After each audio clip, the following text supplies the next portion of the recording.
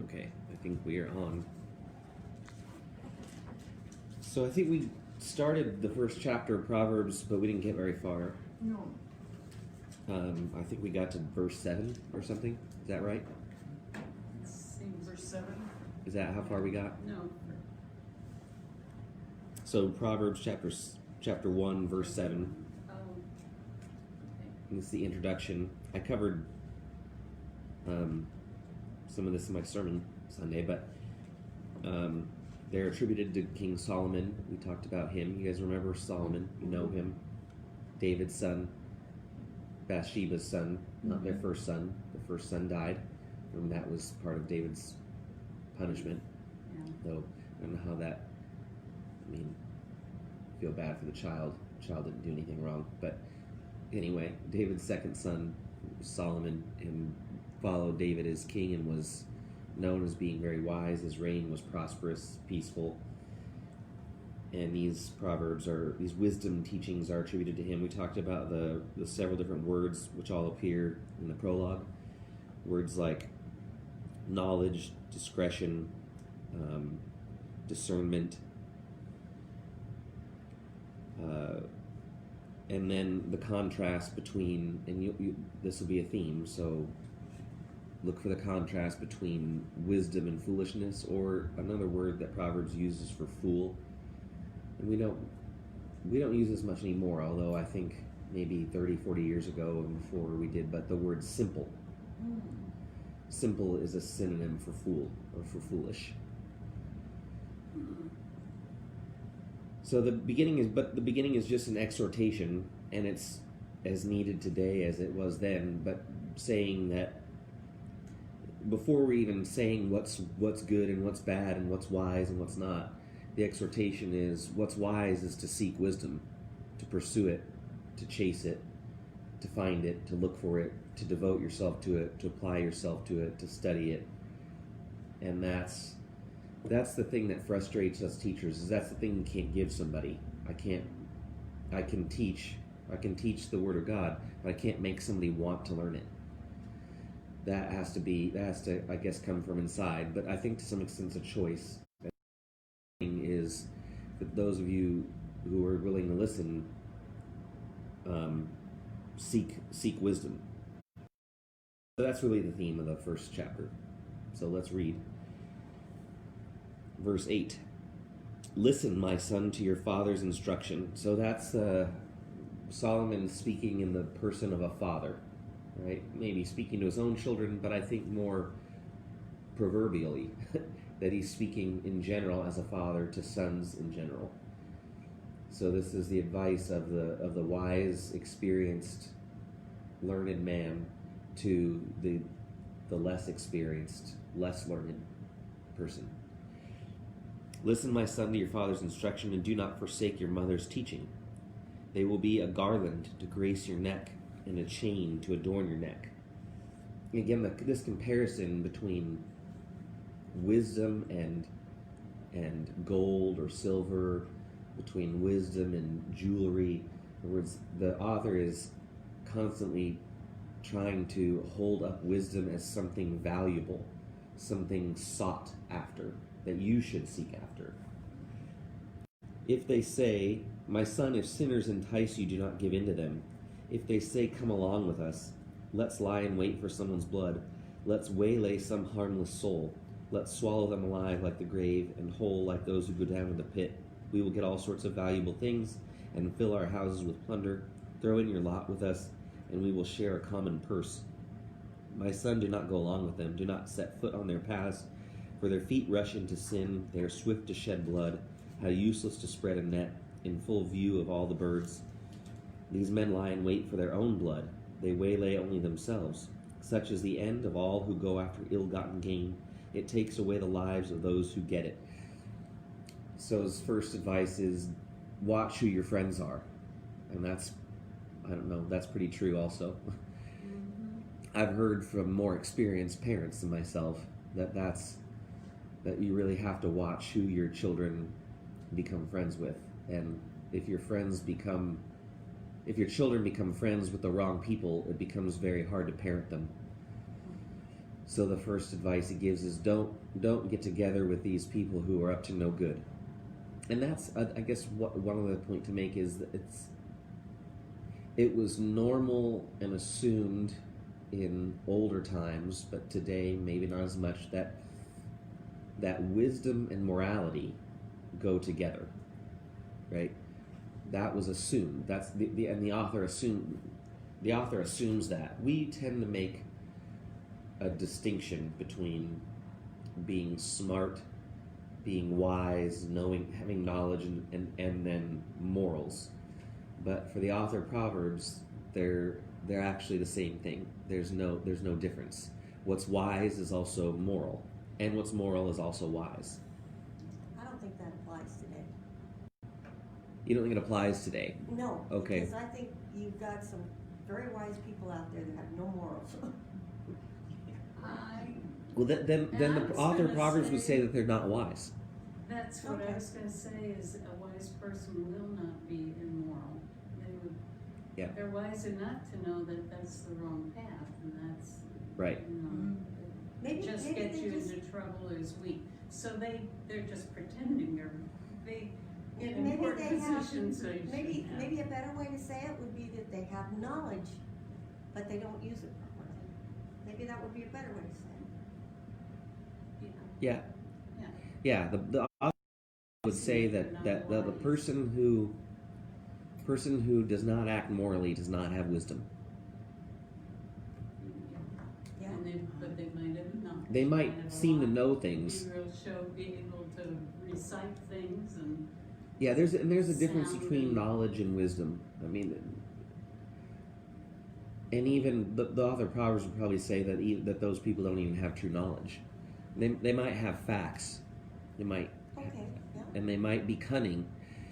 The Greeks had a word for that, for false, like sort of false knowing and false intelligence that was just used for either superficial or shallow advantage or for trickery. They called it sophistry.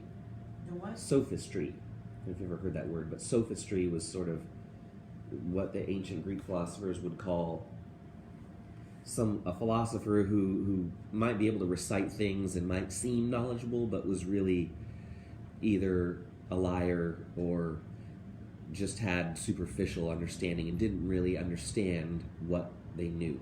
Could that word apply to a sorcerer? A sorcerer? A sorcerer? No, that would be something different. Okay. Sophistry is not connected to sorcery.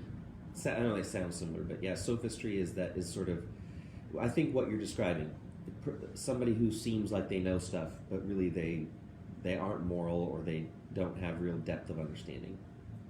That's a sophist, but I don't know. If you want to learn a new word and call people that, you can. But I think that's what you're describing. You said false intelligence, and then I started thinking, and what is artificial intelligence? You know, AI is the big deal right now, but that doesn't make them moral or intelligent. That's a really. whole artificial intelligence, a whole other subject. Yeah. So far, artificial intelligence is only. I mean, a computer can Surface. only be as intelligent as its programmer. We still haven't figured out how to make computers conscious or have freedom. Smarter than us. In some ways, they are, though. They I mean, are, and that's. I mean, yeah. that helps us think. So think of that. A computer is, in some senses, smarter than a person. They can make calculations faster. They can remember more information. But the computer can't They're not wise. make judgments, right? They don't have morals. They don't have morals, and computers can't make judgments Right. about what's good or bad, or what's beautiful or not, and in a deeper sense, what's true or not. So that would be a real modern and clear way to illustrate the difference between wisdom, which human beings can possess, and knowing a lot of stuff and remembering things, which it could, or even being smart in terms of they could solve a math problem, right? That most human beings couldn't solve, but they still don't have wisdom. So don't fall in with the bad crowd, and avoid violence. That's key here. And again, the morality and wisdom are one and the same for this author.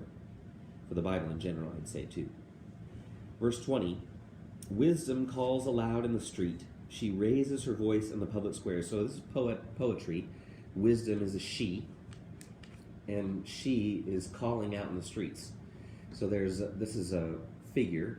It's a metaphor, symbol. Wisdom calls aloud in the street. She raises her voice in the public squares. At the head of the noisy streets, she cries out. In the gateways of the city, she makes her speech. How long will you simple ones love your simple ways? How long will mockers delight in mockery, and fools hate knowledge? See, so there's these people who disregard wisdom and mock wisdom, right? Have contempt for it. They think it's stupid. They make fun of it. So this will be another theme. But mockers delight in mockery. Fools hate knowledge. And again, before we're even so much talking about what wisdom is, we're really talking about those who are wise enough to value wisdom and those who are foolish enough to not value wisdom, right? This is about what you value in your life. And the fool is specifically someone who does not value wisdom. Right? Verse 23, if you had responded to my rebuke, I would have poured out my heart to you and made my thoughts known to you. But since you rejected me when I called, and no one gave heed when I stretched out my hand, since you ignored all my advice and would not accept my rebuke, I in turn will laugh at your disaster. I will mock when calamity overtakes you. When calamity overtakes you like a storm, when disaster sweeps over you like the whirlwind, when distress and trouble overwhelm you.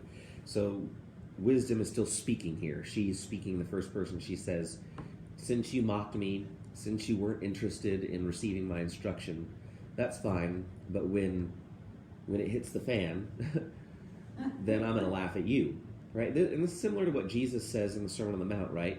The wise person builds their house on my teachings. And the person who hears my words and applies them is like someone who built their house on a firm foundation. When the rain comes, that house will stand. But those who didn't pay attention to my teachings and didn't apply them, you're like someone who built your house on sand. And when the rain comes, it's going to get washed away. So the idea is here that you can mock wisdom, but not forever, right? You can get away with saying, stupid, I don't need that, that's silly, why would I waste my time learning, studying? You can get away with that for a while until your life gets shaken up, right? Until you experience some kind of hardship. And that could come in different forms. But when that happens, when you're really tested, then the fact that you did not value wisdom is going to be revealed, and you're going to suffer for it. That's what she's saying. Everyone following? Mm-hmm. I don't know who's joining us. Looks like so far we only have one person listening in, but that's because there's more of you here, maybe.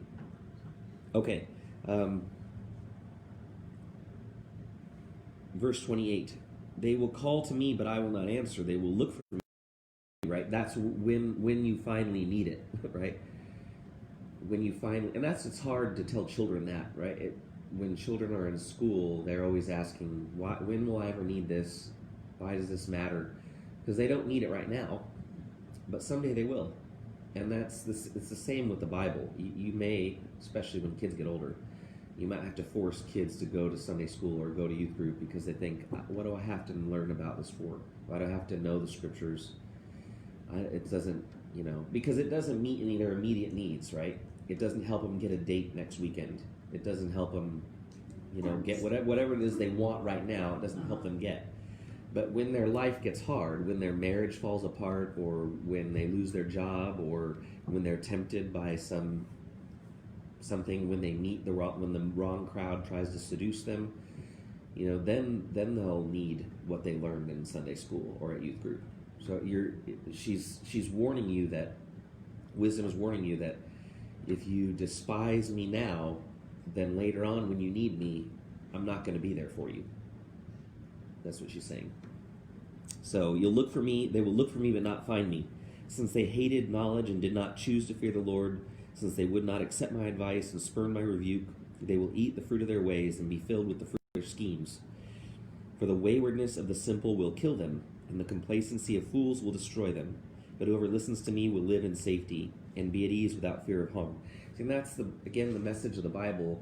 I've said this before, is that, the commandments and the rules in the Bible, and this is hard for me to I know it's true, but it's hard for me to really accept and believe.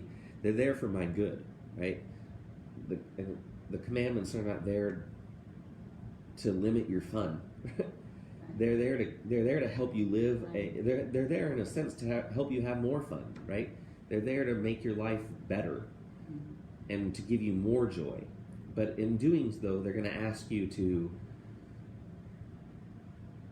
deny yourself some of the easier, quicker pleasures for the deeper, harder, longer-term pleasures, right? But the point is, you will actually be happier in life if you learn and study and obey.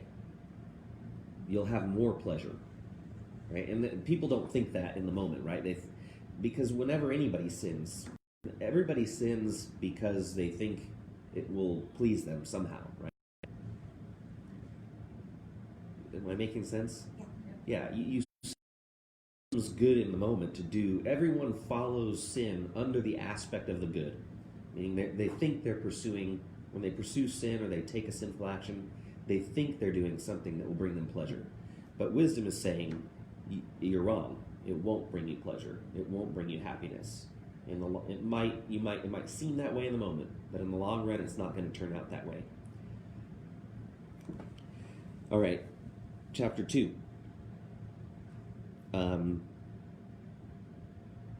My son. Again, now wisdom is no longer speaking as the woman in the marketplace, but now the father is speaking. And we'll shift back and forth between those. Thank you. You're welcome. My son, if you accept my words and store up my commands within you, turning your ear to wisdom and applying your heart to understanding, and if you call out for insight and cry aloud for understanding, and if you look for it as for silver, remember, see, where wisdom is something you should value, it's like treasure, and search for it as for hidden treasure, then you will understand the fear of the Lord, the knowledge of God. For the Lord gives wisdom, and from his mouth come knowledge and understanding. He holds victory in store for the upright. He is a shield to those whose walk is blameless, for he guards the course of the just and protects the way of his faithful ones. And so the promise of wisdom, that you will know God and your life will be good. Then you will understand what is right and just and fair, every good path. So you see how wisdom is so closely associated with both God and morality. See, these categories that we separate, the author of Proverbs holds together. Religion, spirituality, learning and wisdom, and morality are all one for this person, and I think for the Bible, and I think he's right. For wisdom will enter your heart, and knowledge will be pleasant to your soul, right? There's pleasure in knowledge. There's enjoyment in learning. And I think that's true. Once you train your mind to learn, learning is enjoyable. Learning is fun. And it should be fun. There's a process and there's work that goes into it. But in the long run, knowledge and learning is pleasurable. Discretion will protect you, and understanding will guard you.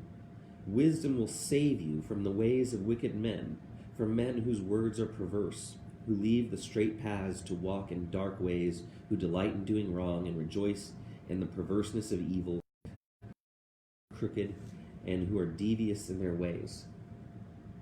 Right? Wisdom will save you from the ways of wicked men. It'll keep you from being seduced. You'll see through their schemes. You'll see through their lies. You won't fall for their tricks or their plots or their deceptions. Verse 16, it will save you also from the adulteress, from the wayward wife with her seductive words.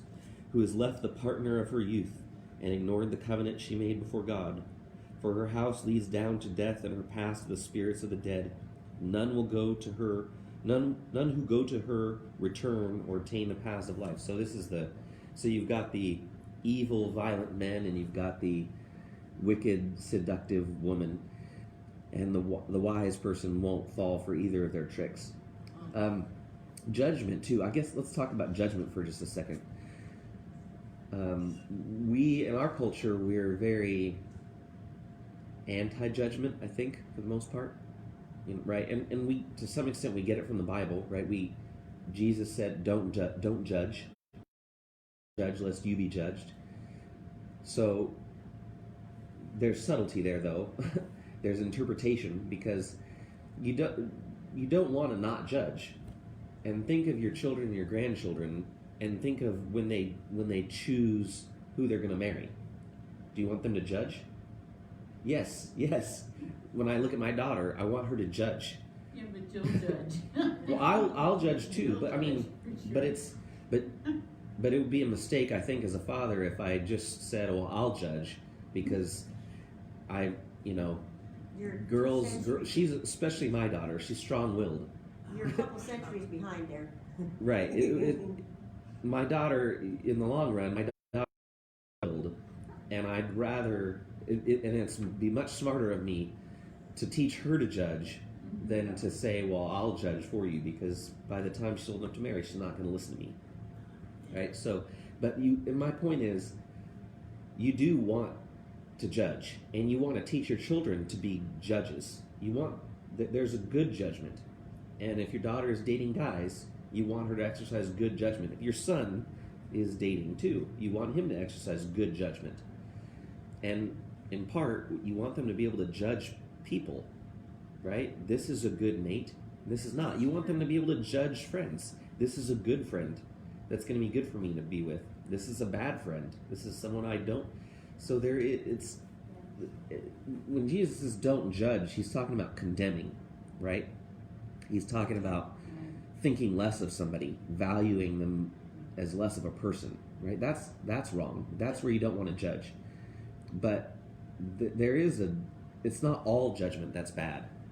You do want to judge people, and you want to teach your children to make judgments about other people's character, men and women, and they're both illustrated here, right? Don't you think that's something we need to work on continuously through our whole life? Is making good judgments Correct. over bad judgments? I mean, Yes. This is something we need to work on Right. daily. And that is the goal of wisdom, right? That's the test of wisdom. Okay, Is the yeah. wise person makes good judgments. The simple or the fool makes poor judgments. So that's, I wouldn't say that judging is wisdom, but it is the fruit of wisdom. It's the test of wisdom. It's how you know. And like I said, you can, if you do, you can live a year, 5 years, 10 years, and not have your wisdom tested, right? But eventually life is going to send you something, a test, where you're going to need to make a good judgment, and your good judgment will turn out really well, and your bad judgment can turn out really bad. When life sends you those moments of decision, that is when your wisdom is tested. And that's why it's important. None of you are raising kids right now, so I'm probably talking to the wrong group.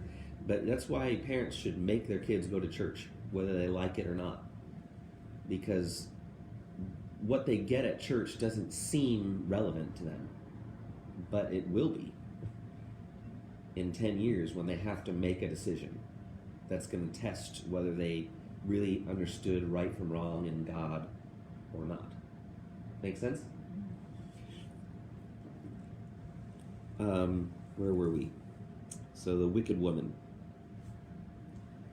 Her house leads. Okay, verse 19. None who go to her return or attain the paths of life. Thus you will walk in the ways of good men and keep to the paths of the righteous. For the upright will live in the land, and the blameless will remain in it. But the wicked will be cut off from the land, and the unfaithful will be torn from it. That's a bigger biblical theme. There's this idea in the Old Testament that relates to Israel, the Promised Land, right? Because you know the Exodus story. The promise God made to Abraham was, I will give your descendants this land, and they'll live in it, and they'll be peaceful and prosperous here in this land. Then they go to that land, and Moses warns them. This is in Deuteronomy, for example. Says, if you obey God and you follow the commandments, then you will live a good life in the land. But if you don't, then you will be, the land will spit you out, right? In a sense. So your dwelling in the land is conditional upon your obedience, right? And that's kind of where Christians, and later on in Christianity, it's kind of, we get the idea of the afterlife is like that, right? Or we get that image in Revelation where Jesus says, I'll spit you out if you're lukewarm, right? Your dwelling within the promised land is conditional on your character. And that's a theme throughout the Old Testament, and it's a theme that gets projected on the afterlife and the new.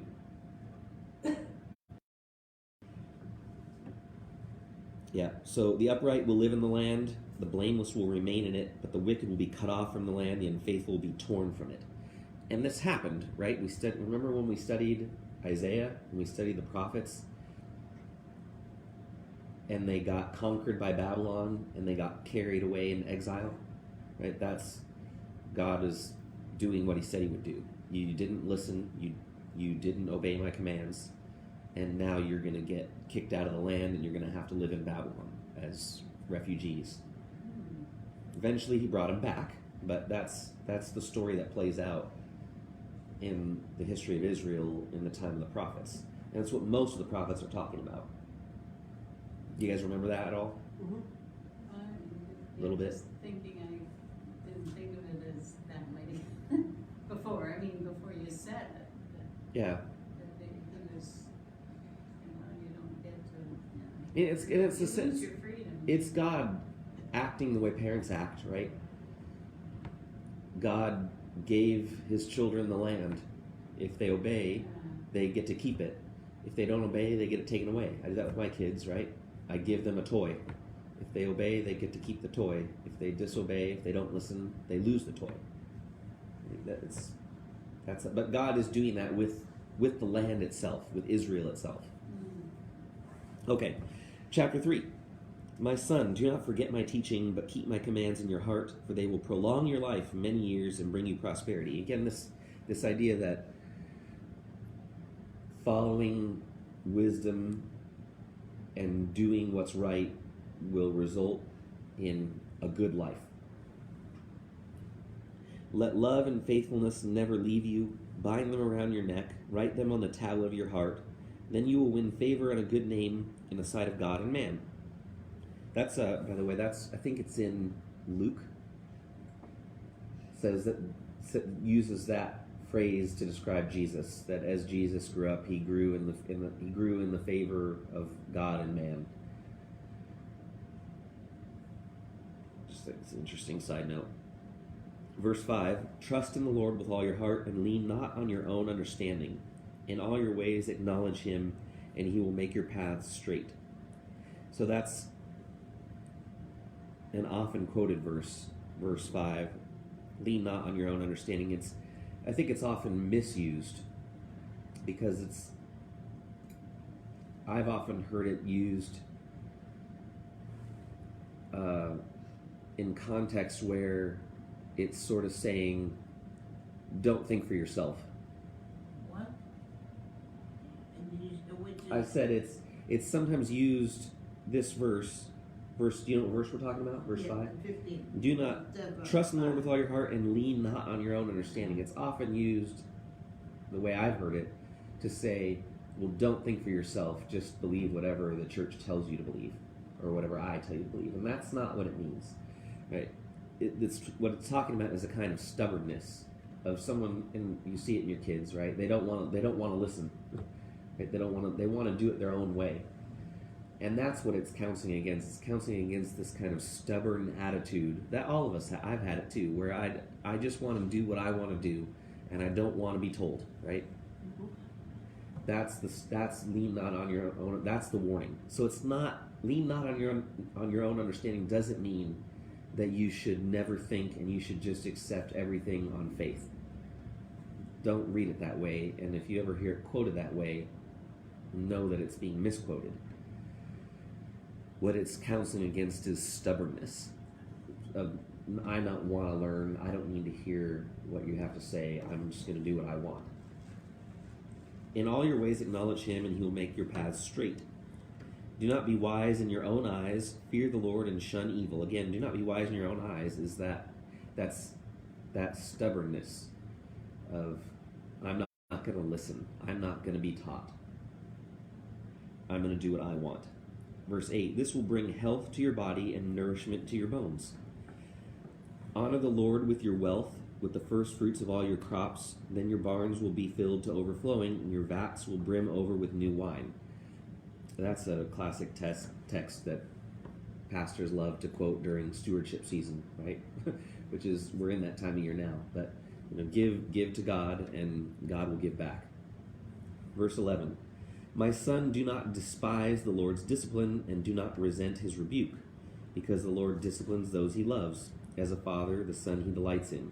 It's often quoted too by parents. So pay attention to God's correction. Be open to being disciplined, because if God, and see it as a sign of God's love.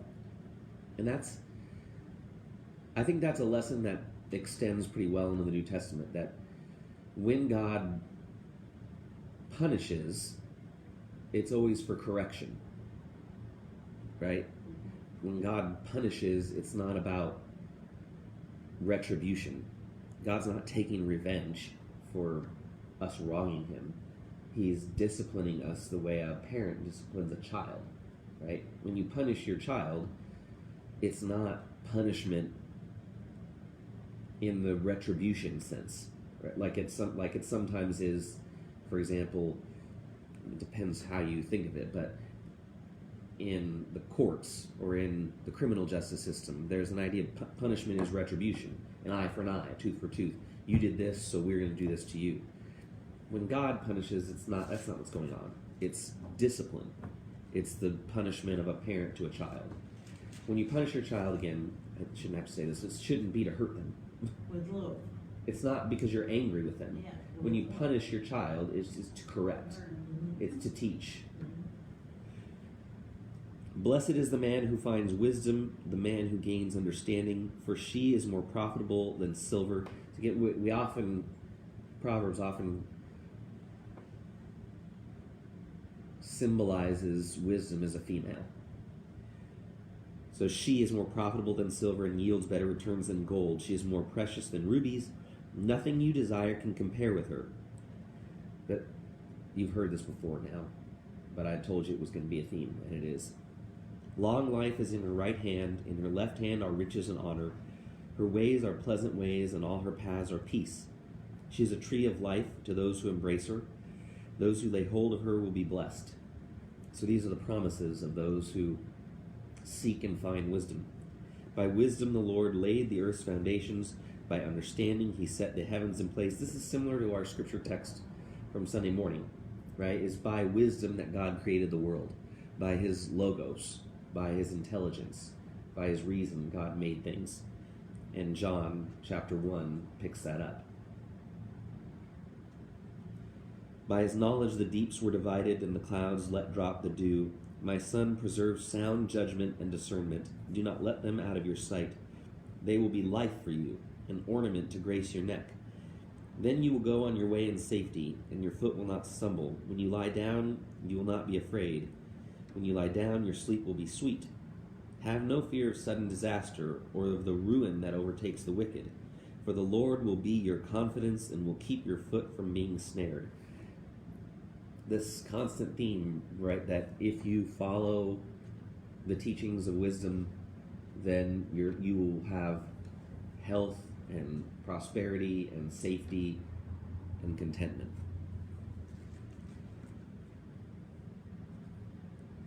Verse 27, do not withhold good from those who deserve it. When it is in your power to act, do not say to your neighbor, come back later, I'll give it tomorrow, when you now have it with you. Do not plot, so be generous. Be generous to your neighbor. Be willing to give. Be willing to help. Do not plot harm against your neighbor who lives trustfully near you. Do not accuse a man for no reason when he has done you no harm. Do not envy a violent man or choose any of his ways, for the Lord detests a perverse man, but takes the upright into his confidence. The Lord's curse is on the house of the wicked, but he blesses the home of the righteous. That verse sums up most of Proverbs. The Lord's curse is on the house of the wicked, but he blesses the home of the righteous. He mocks proud mockers, but gives grace to the humble. The wise inherit honor, but fools he holds up to shame. The wise versus the fool. Any questions? Okay, we'll keep going. Because we're already repeating ourselves. You're already hearing things several times, so that's why we're going to go fast. All right, listen, my sons, to a father's instruction. Similar opening. Pay attention and gain understanding. I give you sound learning, so do not forsake my teaching. When I was a boy in my father's house, still tender and an only child of my mother, he taught me and said, lay hold of my words with all your heart. Keep my commands and you will live. Get wisdom, get understanding. Do not forget my words or swerve from them. Do not forsake wisdom, and she will protect you. Love her, and she will watch over you. So you constantly have those two reversing figures of the father speaking to the son and wisdom speaking as a woman.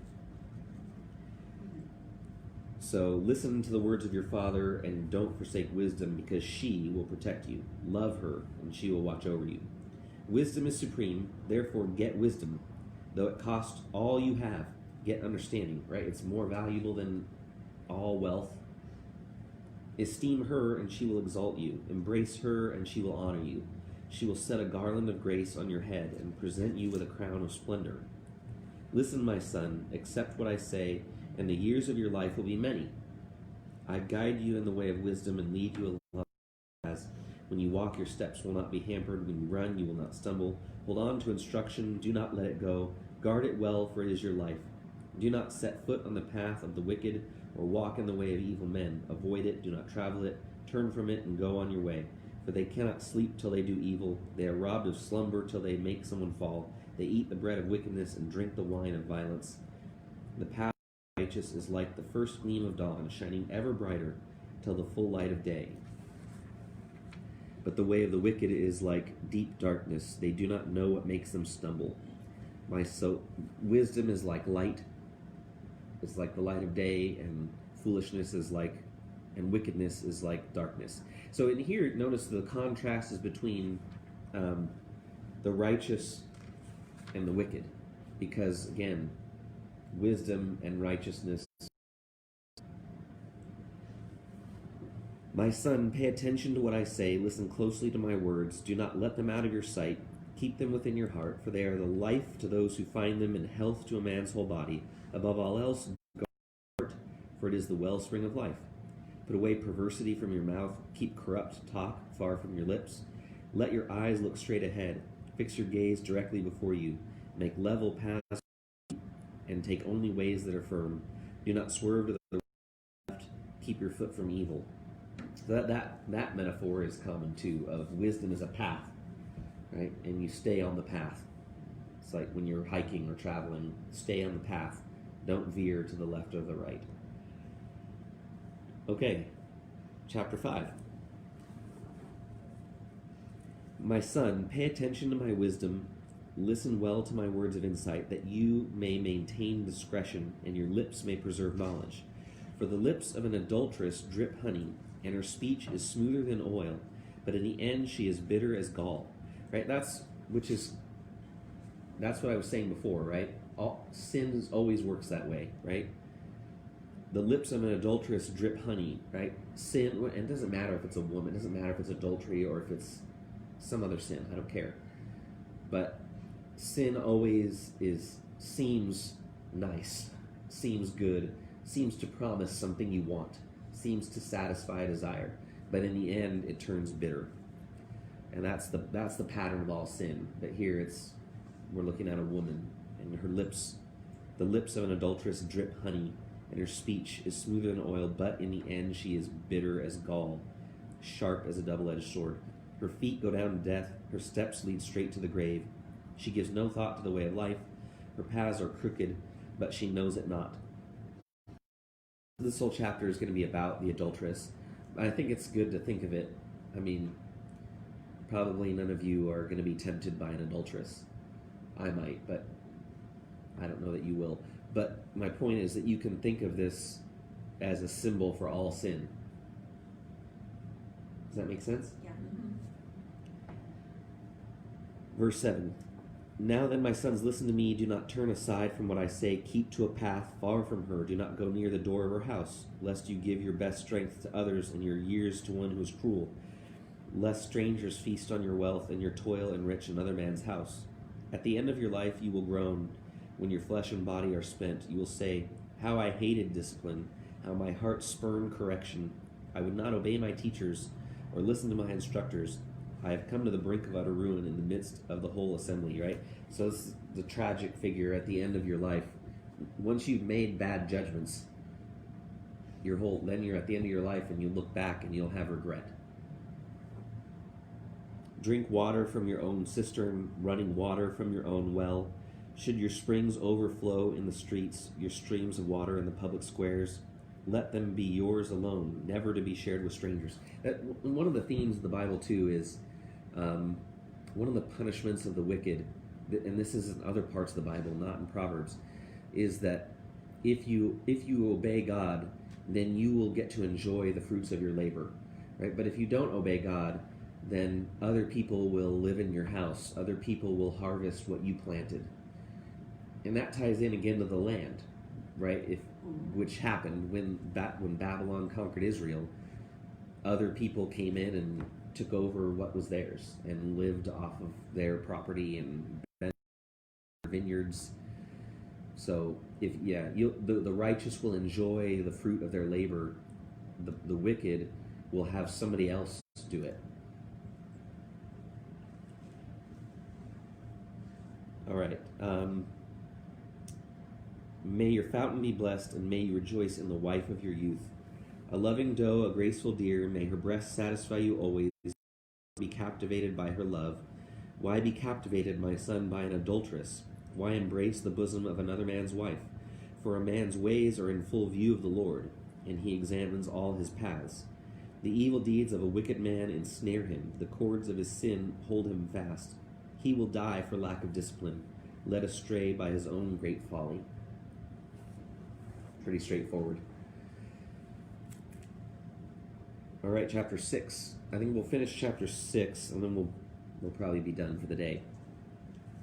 My son, if you have put up security for your neighbor, if you have struck hands in pledge for another, if you have been trapped by what you said, ensnared by the words of your mouth, then do this, my son, to free yourself, since you have fallen into your neighbor's hands. Go and humble yourself. Press your plea with your neighbor. Allow no sleep to your eyes, no slumber to your eyelids. Free yourself like a gazelle from the hand of a hunter, like a bird from the snare of the fowler. Go to the east, you sluggard, consider its ways and be wise. It has no commander, no overseer or ruler, yet it stores its provisions in summer and gathers its food at harvest. So, two different, we're going to jump around too. He'll talk about one virtue or one bit of wisdom, and then he'll go to another. So first he's saying, if you make a mistake, if you tell a lie, if you get caught doing what was wrong, be quick to ask for forgiveness and admit what you did. Be quick to repent. Then he says, look at the ant. See how it doesn't have to be told what to do, but it's diligent. It stores what it needs, provisions in summer, and gathers its food at harvest. How long will you lie there? This is verse 9. You sluggard. I don't know what your translation. That's a word we don't use anymore. Sluggard. I think it means a lazy person. Does any of you have other words? Sluggard. Verse 9. 9. Okay. Basically, it's a lazy person. A little sleep, a little slumber, a little folding of the hands to rest, and poverty will come on you like a bandit, and scarcity like an armed man. So be a hard worker. A scoundrel and villain who goes about with a corrupt mouth, who winks with his eye, signals with his feet, and motions with his fingers, who plots evil with deceit in his heart. He always stirs up dissension. Therefore disaster will overtake him in an instant. He will suddenly be destroyed without remedy.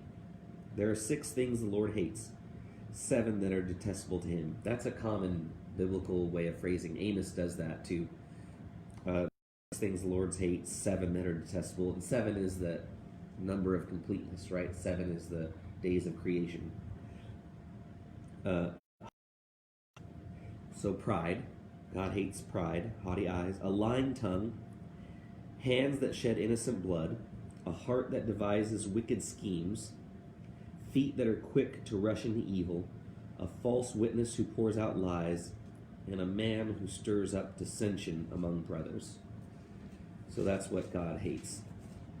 God hates pride, God hates lies, God hates violence, God hates plotters and tricksters, and God hates those who.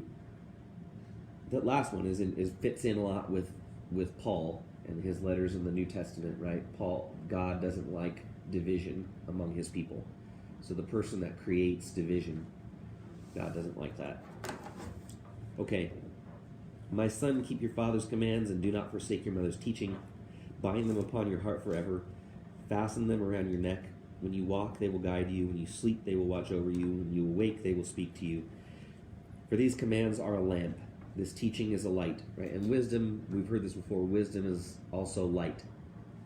And wickedness is darkness. And the corrections of discipline are the way to life, keeping you from the immoral woman, from the smooth tongue of the wayward wife. Do not lust in your heart after her beauty, or let her captivate you with her eyes. For the prostitute reduces you to a loaf of bread, and the adulteress preys upon your very life. Can a man scoop fire into his lap without his clothes being burned? Can a man walk on hot coals without his feet being scorched? So is he who sleeps with another man's wife. No one who touches her will go unpunished. So you're not going to get away with it. Adultery is going to cost you. That's probably true in a lot of cases. Divorce. Divorce is expensive. I know that. Yeah. Men do not despise a thief if he steals to satisfy his hunger when he is starving. Yet if he is caught, he must pay 7-fold, though it costs him all the wealth of his house. But a man who commits adultery lacks judgment. Whoever does so destroys himself. Blows and disgrace are his lot, and his shame will never be wiped away. For jealousy arouses a husband's fury, and he will show no mercy when he takes revenge. He will not accept any compensation. He will refuse the bribe, however great it is. Okay. So keep it in your pants. Basically what he's saying. I can think of some famous people today who could have used that advice. Any questions or comments so far about Proverbs? No, it's kind of doing like you said it was going to do. It's kind of going over and over the same thing, just maybe saying it a little bit different. Very repetitive, but saying the same thing in different ways. So we're going to go fast. We should finish this in at least in less than 3 weeks. So we'll keep going fast. But you'll see when we finish Proverbs, because when we finish Proverbs, we're going to do Ecclesiastes. And Ecclesiastes is also attributed to Solomon. And there, I think Solomon's going to say what I think Patty's been thinking, and probably the rest of you might have been thinking, which is that, it doesn't always seem like the good are rewarded with happiness and health and prosperity and treasure. It doesn't always work that way, right? Because I think that's what you're getting at too with your first question too. That it seems like there's a lot of wise people who don't have integrity. So keep in mind as we read that this is just one perspective from the same person too, and that when we get to Ecclesiastes, then Solomon's going to start exploring the other side, which is. It doesn't always work out that way. The moral person, the righteous person, doesn't always get rich and have a great life. And the wicked person, sometimes it seems like they do pretty well. At least in the short. So Solomon's going to examine that. And we've also talked about Job. This was years ago. I think some of you weren't here, but the first book we ever did here at Lunch and Learn was Job, and Job explores that too, where Job was totally righteous, the most righteous man who ever lived, and yet he lost everything. But that doesn't make what we're reading wrong, right? It's still true and it's good advice to give, right? If you do the right thing, if you work hard, if you make wise choices, then you're likely to have a good life, but not always. But you should still live, regardless, you should still live that way, right? You should still live as if Proverbs was always true. You should live as if your goodness and your righteousness will be rewarded. Sometimes it isn't, though. And Ecclesiastes will tell us what to do with, well, I don't know how helpful Ecclesiastes is, but Ecclesiastes will teach us that sometimes it doesn't work out. So, okay. Well, thanks, everybody. Have a good day. Thank you. Thanks, everyone who joined in.